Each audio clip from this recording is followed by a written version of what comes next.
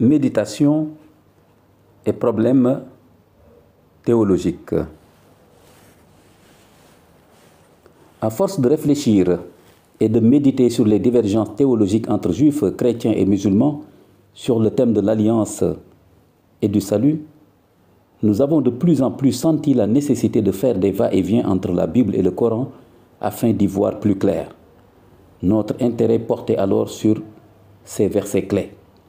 Je cite: « Certes, Allah a élu Adam, Noé, la famille d'Abraham et la famille d'Amram au-dessus des mondes, en tant que descendants les uns des autres, et Allah entend et sait tout. » Sourate 3, versets 33-34. Je cite: « Et Abraham fut mis à l'épreuve par certaines prescriptions, et dès qu'il les eut accomplies, il dit: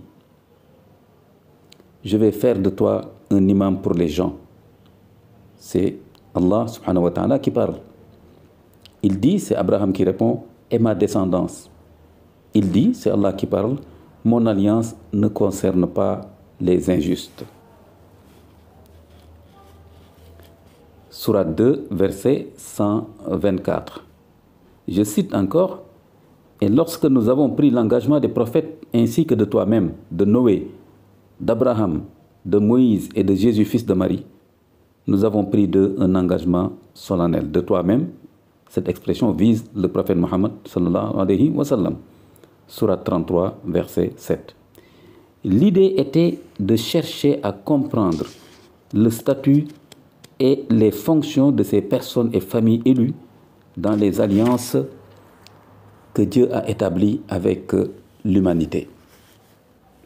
Aussi, pour la seule fois, voici que le Coran mentionne le nom d'une femme élue de Dieu, associée à celui de son père, Maryam ibn Imran, Marie, la fille d'Amram. Elle, qu'aucun homme n'a jamais touché, donne naissance à un fils que les anges appellent Al-Masih Isa ibn Maryam, le Messie, Jésus, le fils de Marie. Celui-ci n'a pas de père, celui-ci n'a de père, ni dans le peuple d'Israël, ni dans un autre. Il n'est le fils que de sa mère.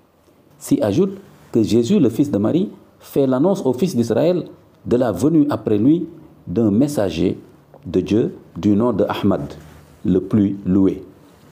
Je cite: « Et quand Jésus, le fils de Marie, dit au fils d'Israël: je suis vraiment le messager de Dieu qui vous est envoyé, confirmateur de ce qui est antérieur à moi dans la Taurate, et annonciateur d'un messager à venir après moi, dont le nom est Ahmad. Puis, quand celui-ci, c'est-à-dire Ahmad, vint à eux, c'est-à-dire aux fils d'Israël, avec des preuves évidentes, ils dirent: c'est de la magie manifeste. » Sourate 61, verset 6. Se pose alors la question de l'identité de cette figure et de sa fonction dans l'histoire de l'alliance abrahamique. Le Coran utilise le terme de signe, aya, spécifiquement pour Jésus et Marie à 3 endroits. Voilà, je m'appelle Ahmadou Makhtar Kanté, je suis écrivain et conférencier.